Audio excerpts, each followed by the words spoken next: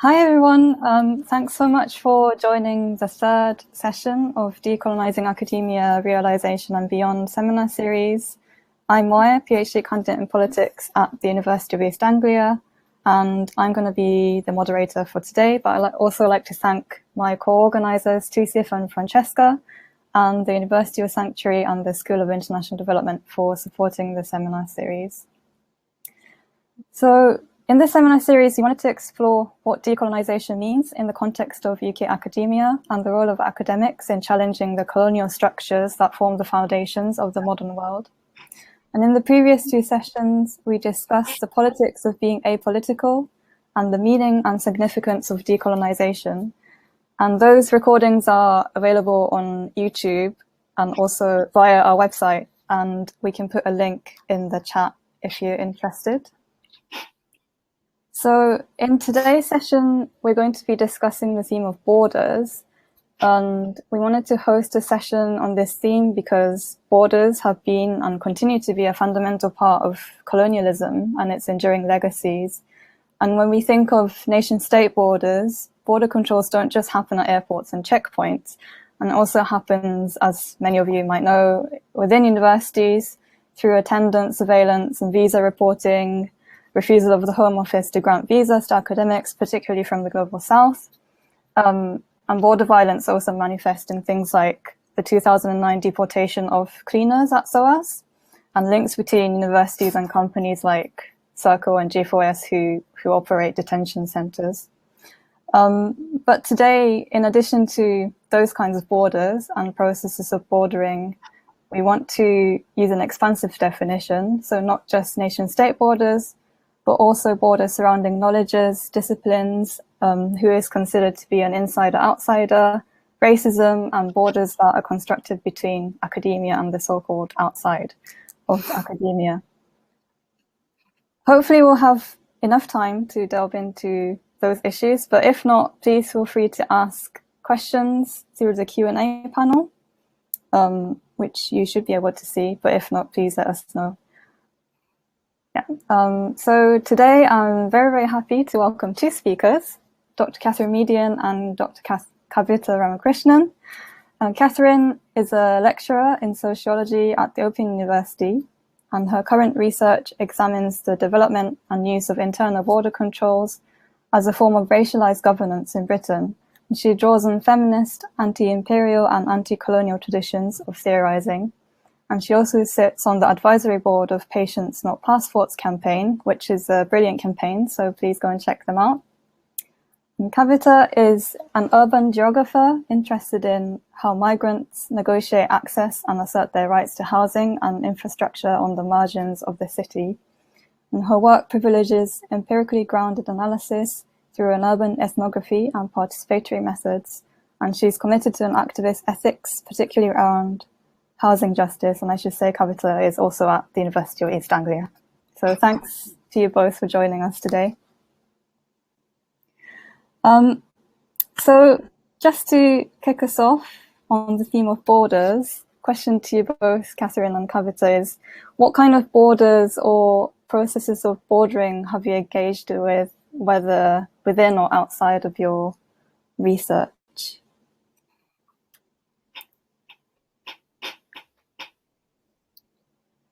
I can Maybe Kathryn?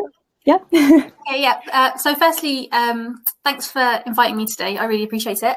And to the three organisers for putting this series together. It looks really great. So it's kind of a broad question. So what I'll say a little bit about my current research. So over the past year and a half, I've been researching the history of internal border controls within Britain, including within the welfare state. And I'm particularly interested in how they've been historically resisted and what we might learn from earlier resistance to borders today. And I'm using the term internal border controls or internal passport checks to refer to the processes that demand that racialized people or migrants show proof of their immigration and nationality status before accessing welfare state services, education, employment, and other institutions and services of daily life. And from my historical side of my research, so my sort of archival research, it's becoming increasingly clear that what in Britain we today call the hostile environment, it's not really a new phenomenon. And framing it as such not only erases older legal and policy precedents, but also legacies of abolitionist and anti-racist struggle in Britain. So I've been attempting to kind of depart from the language of the state. I'm sort of saying that hostile environment is actually the language of the state. It was a right-wing politician, Theresa May, who kind of coined this term.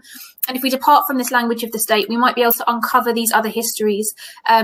And I'll say a bit more about it later, but what I'm really interested in this research is how internal borders were always framed in the past as a legacy of colonialism and always connected to hostile regimes of surveillance and control elsewhere, including in apartheid South Africa, Palestine, and other white settler colonies. And so alongside this archival research in the present, I'm also looking at how data sharing between various government departments and the Home Office and how algorithmic forms of governance are becoming increasingly central to how borders are enforced, lived, and how migrants are tracked in Britain today. For example, the NHS has used algorithms from the credit check company Experian in order to determine who might be illegal based on credit checks without people's knowledge. So I'm sort of tracking how these algorithms and these kind of collaborations between private credit agencies, bailiff organisations, and welfare institutions are governing people's lives. So in terms of like what processes of bordering, I guess I'm really interested in how borders function, how they create a colour bar within the welfare state, how they divide working classes, and how they create categories of deserving and undeserving migrants. And outside of academia, I'm involved in various movements and initiatives. As was just mentioned, I'm on the advisory board of the Patients Not Passports campaign, which campaigns against border controls within hospitals in Britain. I'm also currently organising a conference called Border Abolition. I could put the link to the website we've created in the chat in a minute. The call for papers is still open, so check it out if you're interested in thinking about border abolition in any way. So I'm just going to use this platform very quickly to say a tiny bit about what's been going on over the past few days, because our very right to mobilise against borders and really against anything is currently under threat. The Police Crime Sentencing and Courts Bill passed its second reading 2 days ago, which essentially criminalises all forms of protest. So it's really vital that we challenge this. And I understand that our different positionalities mean we can challenge this in different ways. So there's a really authoritarian crackdown on dissent right now in Britain, and it threatens all of us, but it targets sex workers, it targets traveller communities, migrant communities and Black people, and people who are campaigning against police brutality. So just a little shout out to Sisters Uncut. Thanks so much, Kathryn, and thanks for highlighting the amazing work that Sisters Uncut have been doing, and I'll definitely attending that meeting tonight. So Kavita, same question to you. What kind of borders or process of bordering have you engaged with? Well, firstly, thank you so much for organizing this, and you, Francesca and Touseef, for kind of setting an example of how to kind of curate knowledge in different ways. And I really appreciate this idea of thinking about borders more expansively. And for me, that's involved two different projects. One has been with my wonderful colleagues at UCL, Tatiana Tema and Esther Kovac, and as an externally funded project, looking at how refugees navigate asylum in 4 different European cities. And I think for me, bordering is really about how do people move through the city? How is their mobility restricted? And thinking about, you know, the different types of social infrastructures that they have access to. And I think crucial here is really looking at the kind of grassroots solidarity and the different grassroots actors who have been so crucial to ensuring, and I've looked at Paris specifically, but ensuring that refugees have access to food, to lawyers, to different forms of shelter, especially with the crackdown of the state. And in Paris, many migrants are rough sleeping. So really trying to unpack the city as a site of bordering. And we were just really particularly struck by volunteers and their ability to traverse different spaces. You know, those who are rough sleeping are constantly being evicted and harassed by the police, and yet volunteers are mobilizing at all hours of the day and the night to really track down and trace and understand how refugees are being dispersed and the different violences that are being enacted upon them, and connecting with shelters like, you know, putting refugees up in Airbnbs, ensuring that they have access to lawyers, to medical care, tracking refugees who've gone into the system. So that is actually entering into the kind of French-provided asylum shelters. And then trying to understand and really protest and stand up for refugees who are under threat of deportation. So here, volunteers have incredibly stepped up to fill in the gaps, especially the kind of gaps that are left by the state. An kind of related project that is really closely linked is with my colleague Ludek Stevanoha within UEA, and we've been funded by UEA. And we've really tried to step back and understand volunteering a little bit more holistically. So how do we understand volunteers as these new humanitarian actors within this kind of refugee, quote, crisis, right? What are they doing in terms of kind of challenging these violent border regimes, especially as we see this surge of volunteers over the past few years? And we've tried to go beyond these kind of typical debates of volunteerism or, humanitarian actors as dehumanizing refugees. And we do come out, I guess, having a little bit of an ambivalence about volunteers, right? And on the one hand, volunteers have done this tremendous work of kind of setting up different social infrastructures, but at other times they have kind of replicated or reproduced policing tactics, right? So a lot of the distributions, we've kind of looked at this line, right? The queues that refugees have to wait in order to receive food or receive tents or whatever it might be, as kind of emblematic of the ways in which volunteers themselves can kind of control and police bodies. But ultimately, we kind of conclude, and we're really hopeful of the role that volunteers play, and we kind of use these examples, these kind of everyday moments of volunteers sitting alongside refugees, sharing these intimate moments, these intimate histories over cups of tea, and that in and of itself kind of opens up these possibilities for how we understand solidarity. So even if it's not perfect, if it's not this kind of horizontal relationship, it's so much better than what we have kind of seen between the state and more traditional humanitarian organizations. So that's kind of the work that I've been looking at in a nutshell, very kind of urban-based, and trying to understand both volunteers and refugees as creating this kind of challenge to the systems that we see. And I'll kind of pick up on some of the threads as we go along. Thanks. Thank you so much, both. So to delve a bit deeper into what you both have just said, Kathryn, I wonder if you could explain a bit more about how colonialism plays into all of this. And in your research, and you mentioned apartheid South Africa and Palestine, and that's really interesting because it goes beyond Britain and kind of looks at transnational links as well. So I wondered if you could say more about that. Yeah. So firstly, Kavita, your research sounds really great. I'm really interested in that kind of like policing and the kind of waiting in line and stuff. That sounds really great. I want to follow that up after. So I've been drawing on my my archival research, which is obviously taking place alongside research into current borders and I'm using in-depth interviews. I'm collecting a lot of data using Freedom of Information Act requests, and doing a lot of data tracking. I've been trying to learn more about like doing data-based research and tracking money and tracking numbers. But drawing on my archival research specifically, which really grounds the kind of anti-colonial politics, I've been writing about what internal borders looked like in 1980s Britain. And I've been focusing on the work of one particular campaign. They were called No Pass Laws Here. And in exploring how No Pass Laws Here as a collective, and they were an activist group who were formed as a coalition between existing migrant rights organizations, community groups, so like African Refugee Action Group, the like housing action groups, like the Chinese Workers Association, like loads of different groups sort of formed this coalition, and it was called No Pass Laws Here. And so I've been exploring how they framed and documented the incursion of borders and racialized surveillance into everyday life in 1980s Britain. And I suggest that by linking internal borders here to racialized sort of surveillance and control elsewhere, most notably the pass law system of apartheid South Africa, which is where they take their name from, the group offer us a way of analysing internal border controls that doesn't necessarily rely on what Gary Wilder calls methodological nationalism, but instead helps us conceptualize internal border controls as a reconfiguration of empire, as a coming home of the logics of colonial rule within Britain, and in direct relation to racialized subjugation elsewhere.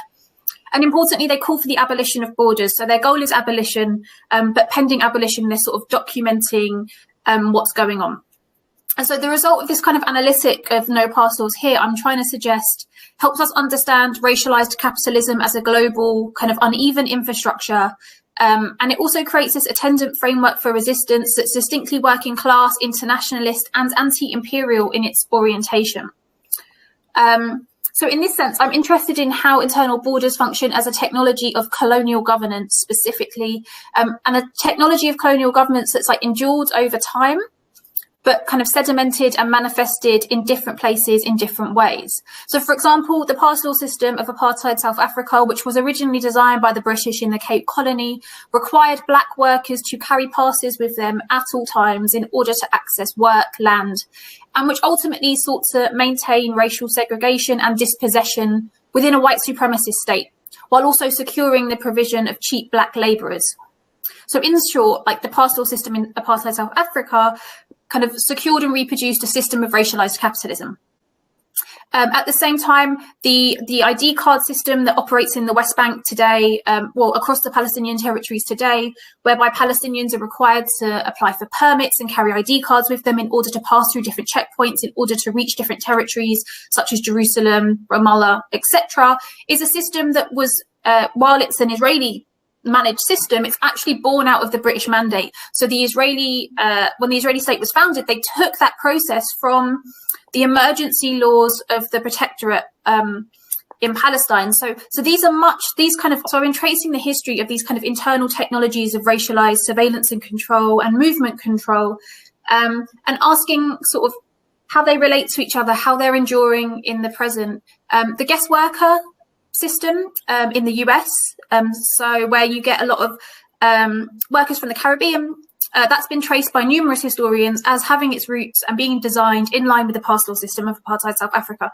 So there's this kind of flow of these kind of forms of governance that really have endured, even if they look very different today. So I'm sort of saying this is important in the British context, because if we understand internal border controls to be part of a larger state project here that is functioning to strip citizenship and rights from formerly colonised populations, and then it's putting borders in place to stop those formerly colonised populations from accessing the welfare state, and the welfare state was built using the wealth derived from colonialism. But anti-imperialism and anti-colonialism have to be central to how we're resisting internal borders in post-colonial Britain.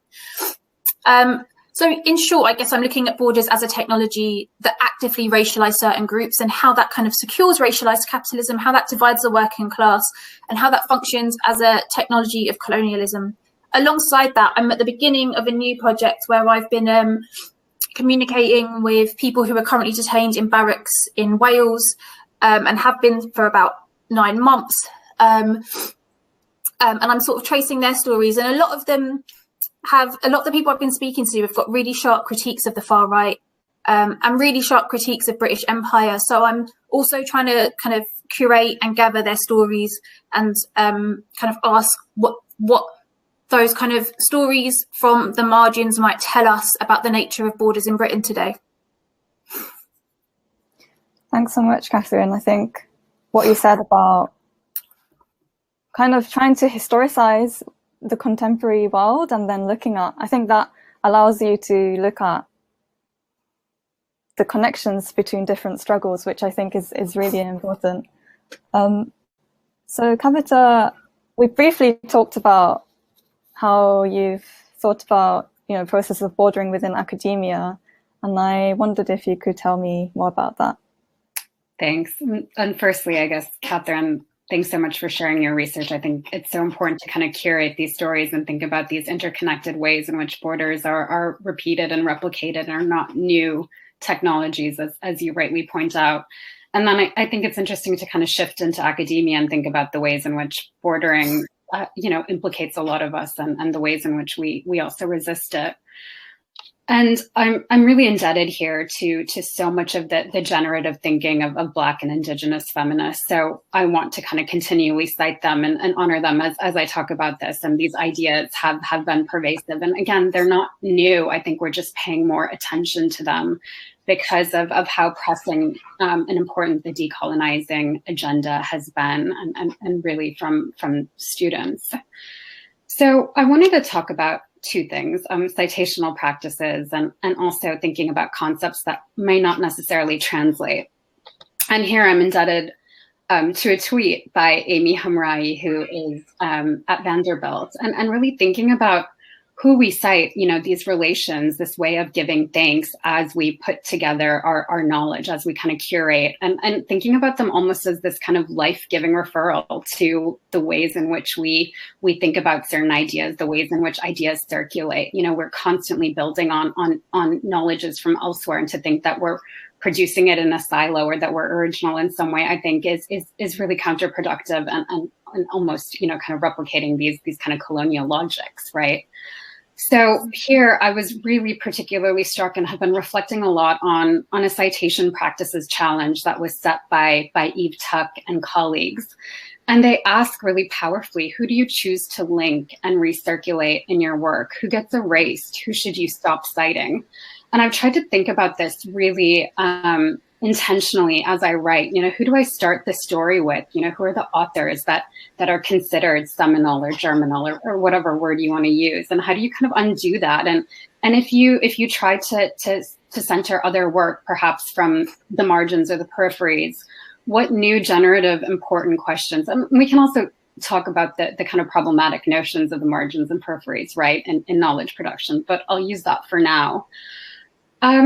And I think we really need to expand our vocabularies and our ways of writing, and maybe these are things that we all need to learn and kind of actively engage with as we think about knowledge production within the academy. So I've really been thinking about footnotes and really saying, well, look, I didn't come up with this idea by myself. It came from a reading, and I can trace it to this person who pointed it out, and really creating that story around your knowledge and the way in which you're writing, I feel is really important. I also wanted to talk about concepts that may not translate. And I think, especially as we think about our interlocutors from the field and the stories that we're telling, and the kind of powerful and generous act that is people giving us and sharing their time and sharing these stories of trauma and of violence. I think that there is a disservice that we do when we come back to the kind of Western institution and try to fit them into these kind of preordained structures of social science, of theory with the capital T. And here I'm thinking from my past research, and if I were to kind of redo it, and maybe stand by it a bit more, I looked at metaphors of marginalization, specifically from people who were evicted and resettled in Delhi. And this was my PhD research, an aspect of my PhD research. And I was focusing on metaphors and the ways in which people articulated their own sense of dispossession. And I remember getting feedback repeatedly over and over again about, well, how can you just talk about metaphors? How does this fit into this theory or longer standing debates on displacement? And that made me feel really uneasy and uncomfortable that, people conveying trauma is not theory in and of itself. And how do we undo that? And I think that's such a problem that we encounter. And I see this too with PhD students and doctoral students and so many of us within the academy that we're kind of forced into writing and thinking in certain ways. And this is something that needs to be addressed. So maybe I'll leave it there. Thanks so much, Kavita. So that's something that I struggle as a PhD student a lot, because I often feel like I need to reproduce certain ways of thinking or certain scholars in order to be taken seriously. But then I also want to start to undo it. But, it's tricky as a PhD student. I'm not perhaps an established scholar. Totally. And it's a process we're all unlearning, as I kind of quickly wanted to say, myself, everyone within this institution, these institutions. Yeah, really important to think about. So continuing on with the kind of discussions more focused on academia, I wanted to get both of your thoughts on borders that exist within academia regarding what is considered, I mean, I guess you've both kind of touched upon this, but what is considered to be legitimate knowledge and the kinds of knowledges that academics engage with. And I'm thinking about, the need or call to be objective, so to speak, and kind of detached from what you're studying. And if you're invested in what you're studying, your research is not taken as seriously as someone who is seen to be more objective. Or, the oft pointed out point that people and scholars in the global north tend to neglect knowledges produced in indigenous communities, or in the global south, writings that are not in English or other European languages, and how certain global entanglements in knowledge production. So I think Kathryn has a really interesting paper about Foucault and how his time in Tunisia influenced his thinking, and how that tends to be neglected in writing about Foucault's thought. And I'm wondering whether there are other kinds of global entanglements that kind of tends to get ignored in scholarly writing. So I know that's a lot of things packed into one question, but I wondered if you could touch on some of these things.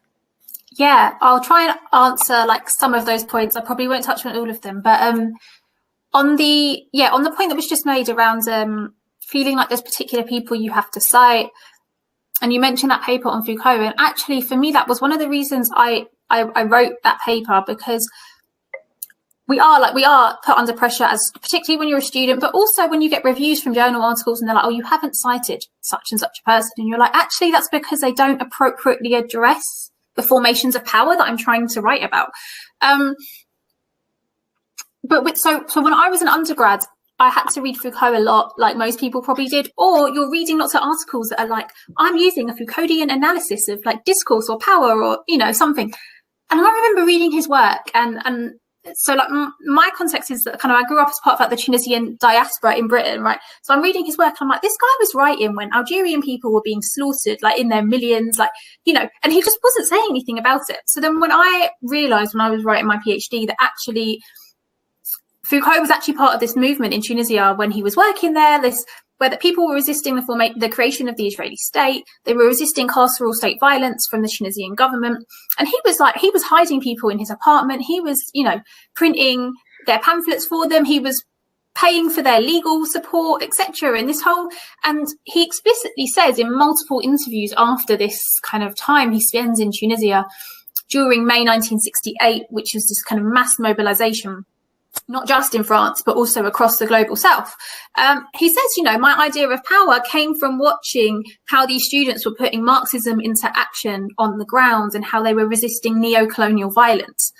And then this gets completely erased. And so I wanted to write that back in, right? Because I was like, if we do have to cite these people, let's cite them accurately, right? And I think this is what the decolonial debate has always said, right? We've always said, we don't mind citing these well-known theorists, but only if we're actually citing them within the context within which they were writing, right? You can't talk about Immanuel Kant. Everyone sort of says, oh, there's a few-year period when he didn't write much. He wrote loads, but it was all about slavery, so we just don't talk about it, right?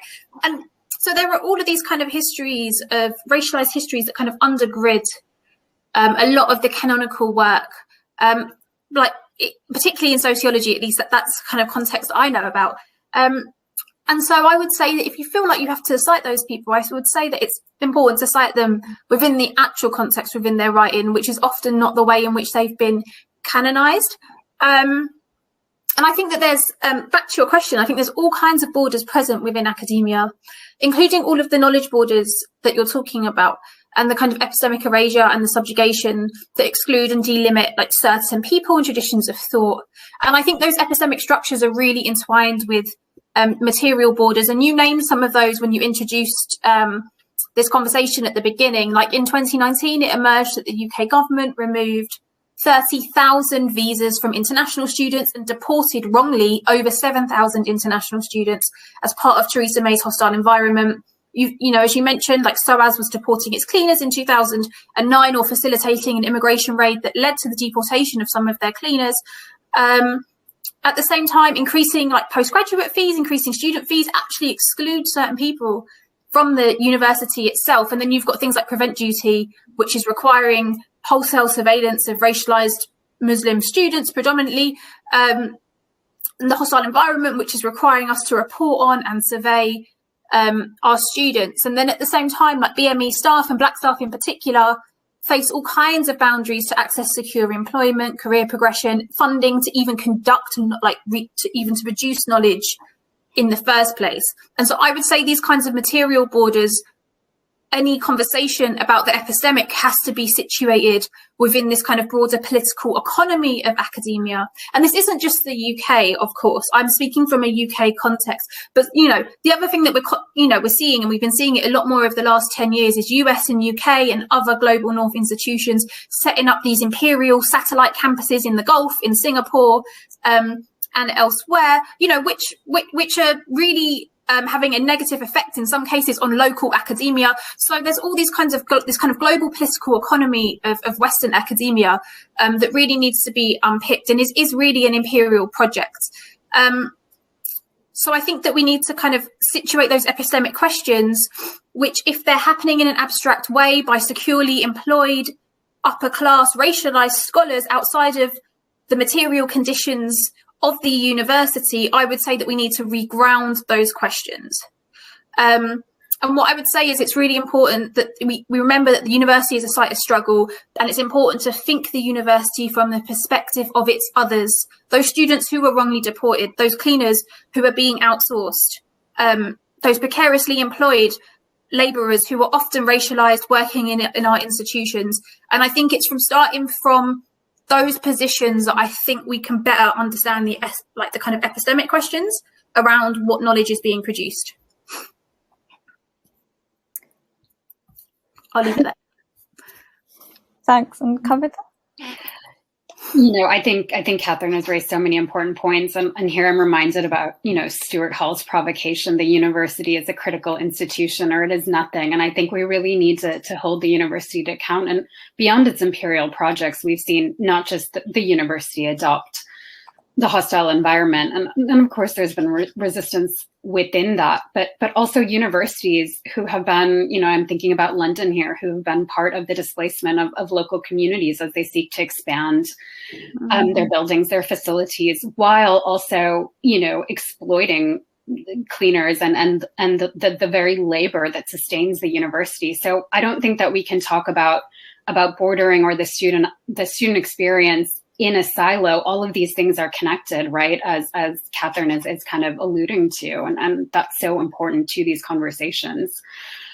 I guess too here, as we, you know, I think part of thinking about knowledge production and this objectivity, you know, there's been so much work from critical race theorists, and I bring this up just because of how critical race theory has all of a sudden been held up as this kind of, you know, this project that needs to be railed against by the state, whether it be in the US or the UK. But where storytelling was so important, right? You know, constructing these parables, constructing, you know, and that's the privilege, you know, that's privileged. That's seen as kind of centering the experiences of the person that you're talking to. And here I think about these experiences of racism and microaggression in the academy, and what happens if we kind of push this sense of objectivity, right? Are we asking that Black and brown and other people who are racialized as other, that they produce evidence of their experiences of racism in this kind of objective way, and that it needs to be evidence-based? That's completely, I think, counterproductive and really injurious, right? And kind of reenacting violence upon the very people that we're trying to kind of ensure, you know, have a space, have a voice within the university. So I think there's something really important in this moment as we kind of decenter this kind of objective knowledge, but specifically when we're thinking about the experiences that students and staff of color face within the university and the various displacements that are ongoing. And I guess building on from this, it's so interesting to think about the work that you're the proudest of, right, as an academic. And, you know, in terms of this kind of knowledge production, I I really valued the opportunity a few years ago with my collaborators to put together a zine. So a zine is this kind of magazine that has a small circulation, but it was co-produced with various people that we'd worked with, activists, people who were former asylum seekers who now advocate on behalf of refugees in Paris and Berlin and Budapest and elsewhere. There were little excerpts that were submitted to us from our dear friends and colleagues and activists that we intentionally decided not to translate. We kept in the original French and Arabic and German to make this point that there is a linguistic hegemony, right? And that there is something it's a powerful statement to say, no, this can't be translated. There are certain resonances and ideas and kind of poetry to keeping this in French and kind of respecting that. And yet, this zine would never be refable. And for those who don't know what REF is, it's our research excellence framework, right? And it's the UK's metric of judging how valuable and impact generating we are as academics. And yet, when I kind of reflect on all of the stuff that I've done, this feels the most tangible. This feels the most almost, I guess, radical and really trying to attain that ideal of co-production of knowledge.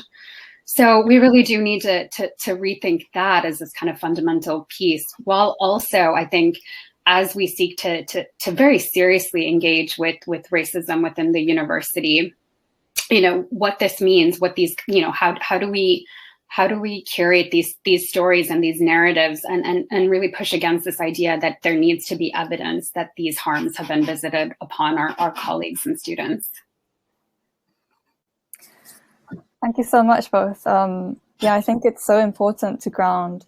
I think discussions about decolonizing sometimes only ends with knowledge production. And I think, as both of you have pointed out, it's so important to ground it in actual lives and, ongoing struggles and material conditions.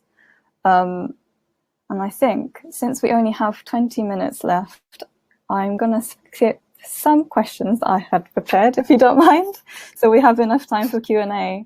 But I think what you both said just now leads nicely into the borders that exist between academia and so-called outside of academia. And, often and I think it has some truth that some people talk about academia as being in a bubble, ivory tower, all that kind of stuff.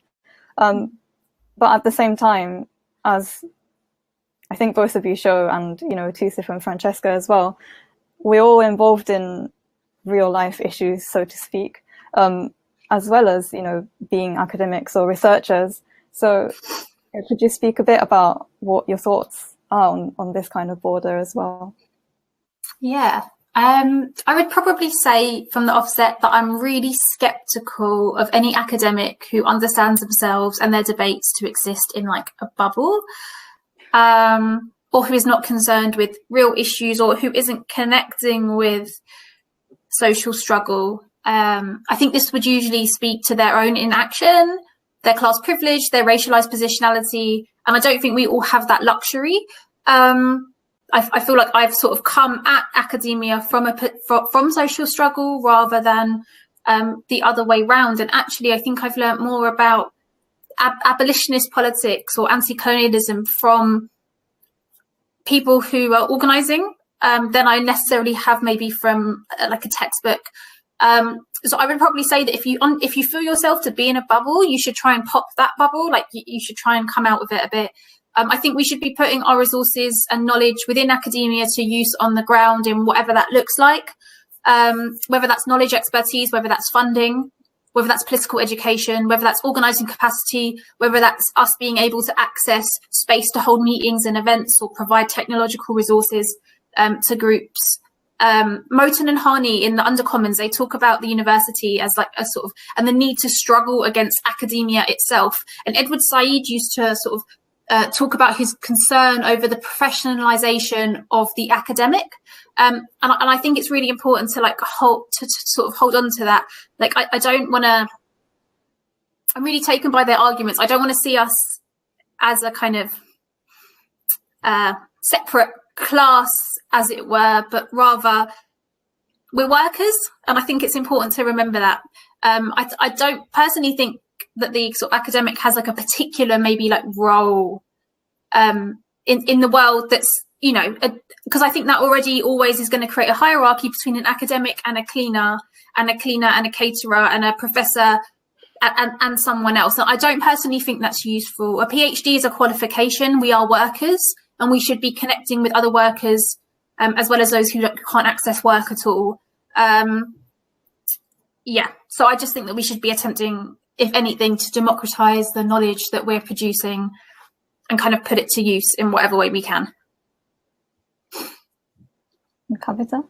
I totally agree with Kathryn here. I think it's a good thing to be forced to reckon with, who you're producing knowledge for and how the patterns, ideas, the trends and experiences you're researching and gathering can be put into broader conversations and activisms. And I think learning alongside housing justice activists and even volunteers, right? When we our interest in understanding volunteers and refugees within these European cities started from us being volunteers ourselves, right? Passing out cups of tea, cleaning camps, sitting with refugees within, in their tents, passing out tents at, in the dark of the night, roaming around Paris and trying to kind of understand the needs, taking videos of police and, police brutality and circulating these.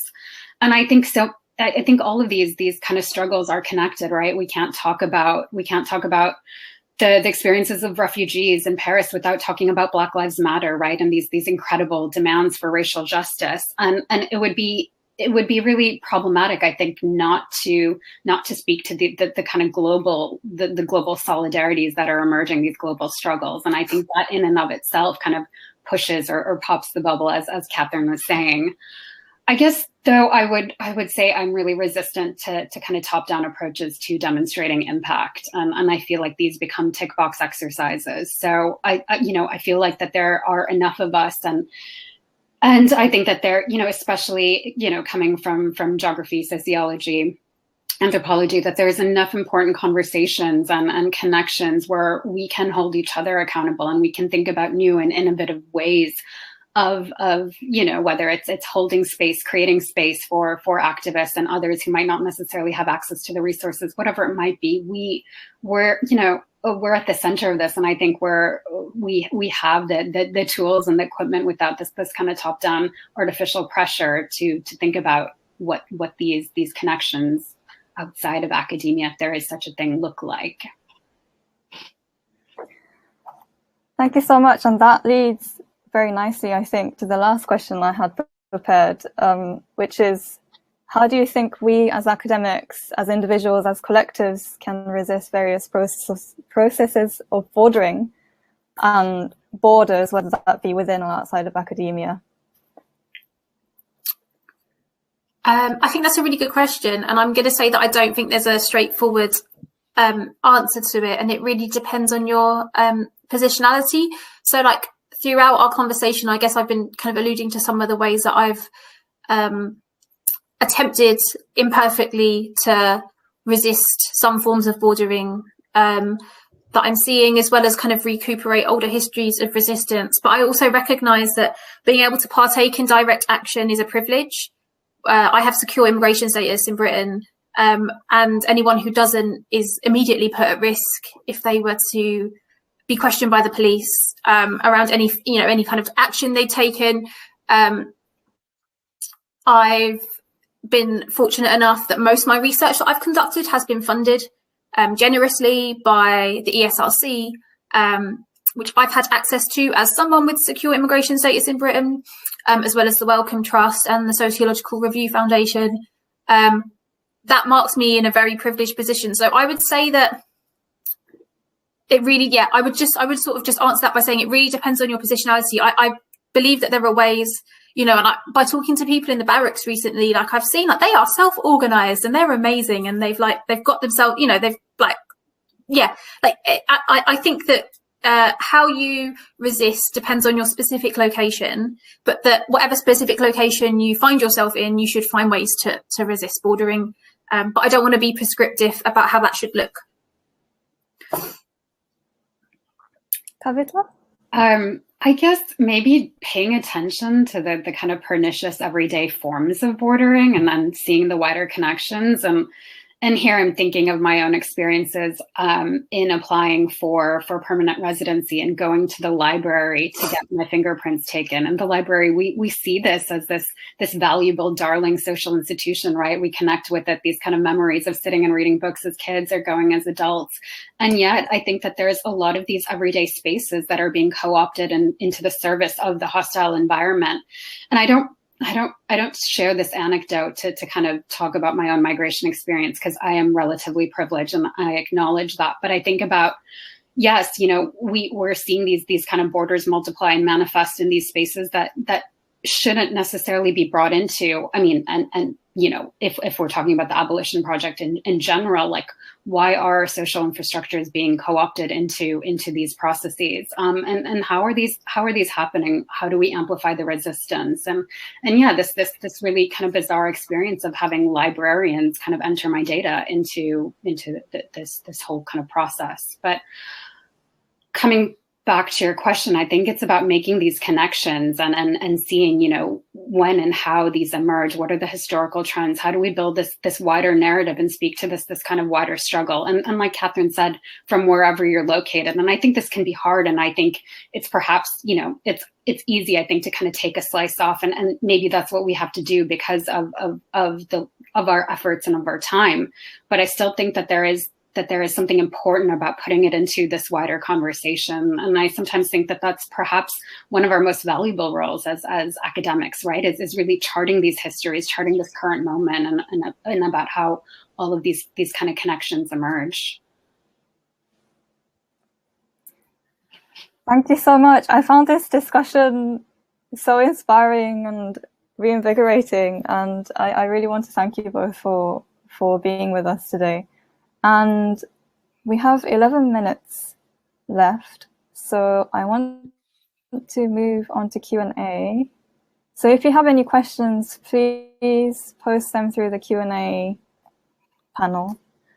So we already have a few questions.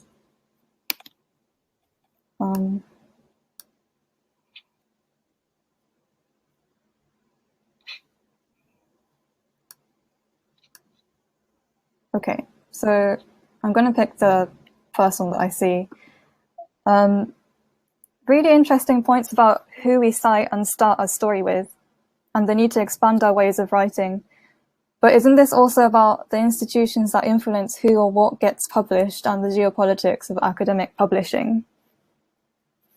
Totally. And I think this is perhaps why we need to have a much deeper conversation about just diversifying our reading lists, right? There's this whole, political economy around journals and who gets published and who has, the support to publish within these systems. And here I think, this powerful piece that remains with me by Mary Njeri Kinyanjui from Kenya, from the University of Nairobi, who writes in Gender, Place and Culture about this really isolating experience of having to kind of produce articles and not necessarily feeling like she has a community to kind of read and to kind of support her through this writing process. And I think we need to acknowledge the privilege that we have in many of our departments to kind of, even though we have all of these different pressures, this increasing admin, we're still, these spaces are open and available to us. So these are definitely, again, conversations that can't occur in silos. I guess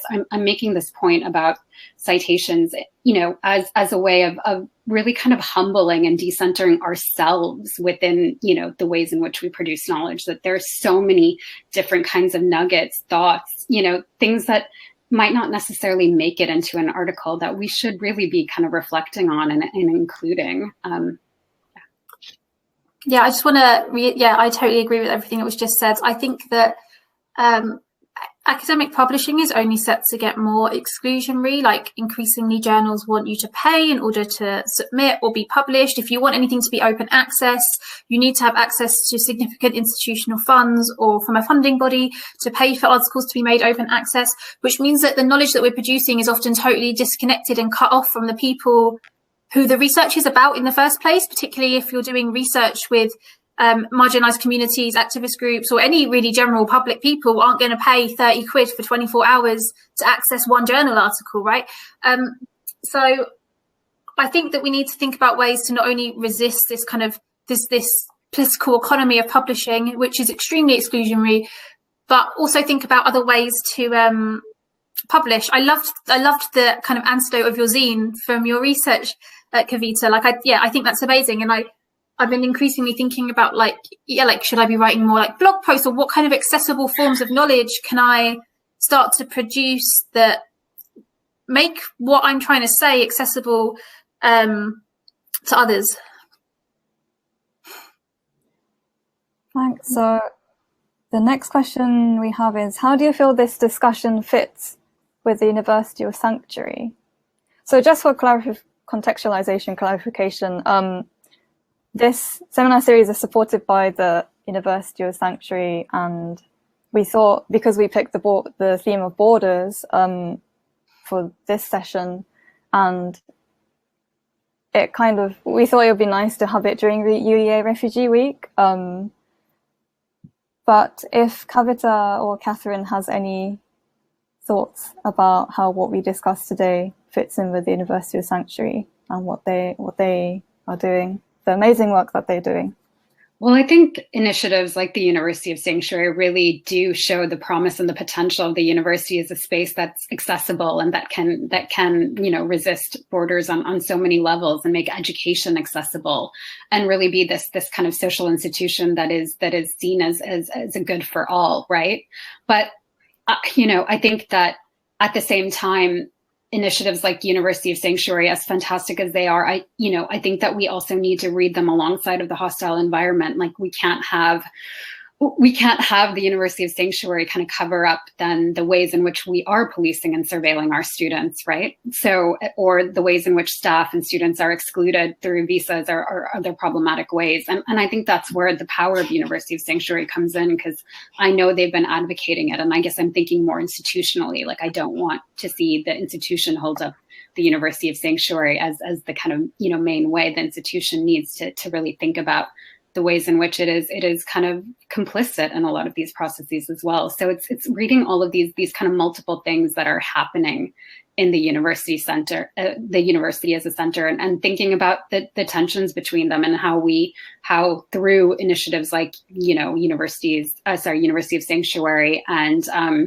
Unis Against Borders, we can really kind of achieve the value that this institution is meant to have. So I'm not involved in the University of Sanctuary, so I can't directly respond. And I actually don't know a lot about it, actually, so I should look that up. But one thing I will say is that these kinds of initiatives shouldn't solely focus on refugees and asylum seekers, but also undocumented communities as well. And sometimes, while that's there kind of in paper, reaching out and creating safety for people to be able to attend educational institutions who come from undocumented communities is extremely hard. And so I would say that that kind of outreach should be central, alongside not allowing these things, as was just said, to kind of mask the broader kind of institutional racism and hostility of institutions.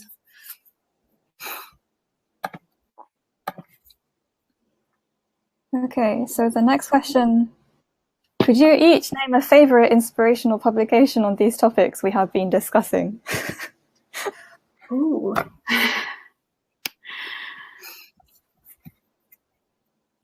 Really difficult to narrow it down to one publication, isn't it? Yeah. I can go first. I think I keep revisiting Eve Tuck's and Kei-Wen Yang's piece on decolonization not being a metaphor. So we talk a lot about decolonization, and again, I have this ambivalence with the term, and I have ambivalence with these initiatives, because what does it mean to really decolonize a university space? If we're thinking about decolonization as this struggle against racial capitalism, coloniality, and really land and reparations, right? Land back and reparations. What does that mean? And can we kind of push ourselves then, if to go beyond these kind of thin inclusions, and really think about, as we've been talking about, how so many of these different processes are connected, these struggles are connected. And if we are going to use this term decolonization, I think we really need to hold ourselves accountable for what we're talking about. Who are we, what are we decolonizing? How are we decentering our own privilege within the institution? So maybe that's a piece that I kind of hold as this kind of ideal and keep returning to. I also love that essay, Decolonization is not a metaphor. And I think I should probably say, I haven't said, I don't actually think the university can be decolonized, but that doesn't mean that I don't think that a lot of the organizing that happens under the umbrella of decolonizing the university isn't really great and isn't really it's taking us, or it's doing important work. But in principle, I think that the university is antithetical to decolonization in the way that decolonization circulates. My mind's gone blank. So some of my favorite thinkers, maybe I could just do that. Who have I been reading? Claudia Jones, Cedric Robinson. I'm going to post a link that Sisters Uncut put up this morning, which is a link to resources on abolition, some of which are comics and sort of short introductions. And there's some really great things there. I really like the comic by Mariam Kaba on what does abolition mean, which is a really great resource.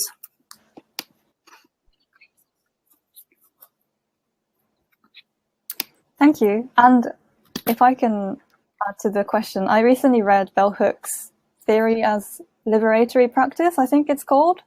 And it talks about, how theory isn't this abstract thing that you kind of do in this ivory tower, but she actually found meaning in theory precisely because it spoke to her as a Black woman. And I found that piece really, really inspiring and kind of reminded me why I'm doing a PhD in the first place. So next question is, maybe this should be the final question since we only have 1 minute. Okay, we have a lot of questions coming through.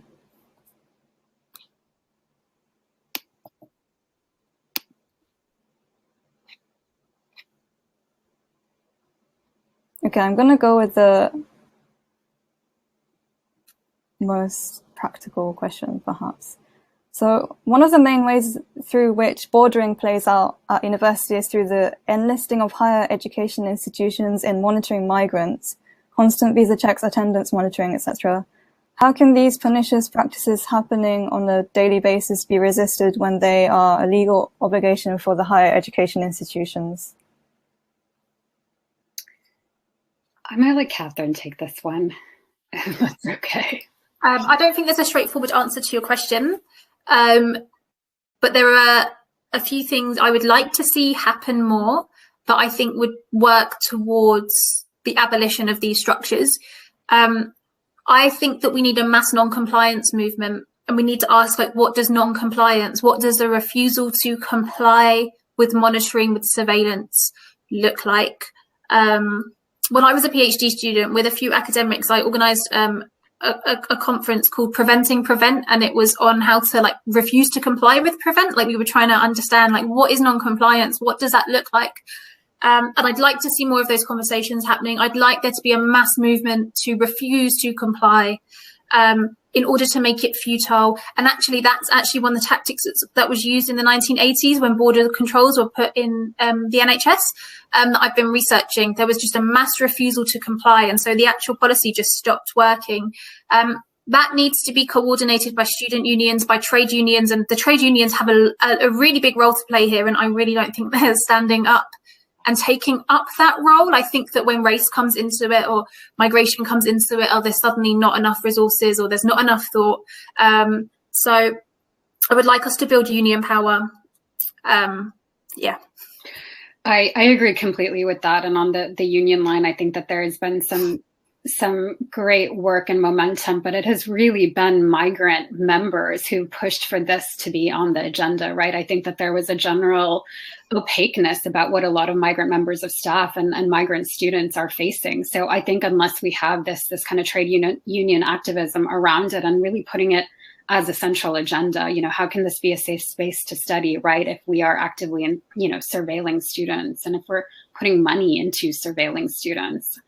And I think too, this goes to, thinking about who comprise, I think it also kind of ties into thinking about maybe rehumanizing HR and kind of communicating that there is a little bit beyond these practices and policies, and that the university as an institution can take a much more powerful role. And here I'm thinking about in the US, where institutions banded together to sue the government against really kind of problematic visa policies and restrictions against students, where students were really concerned that they might not even be able to return to the US. So I wonder too why there isn't a bigger activism within universities to push back against this. And then perhaps this is something that trade unions should take on as part of their agenda.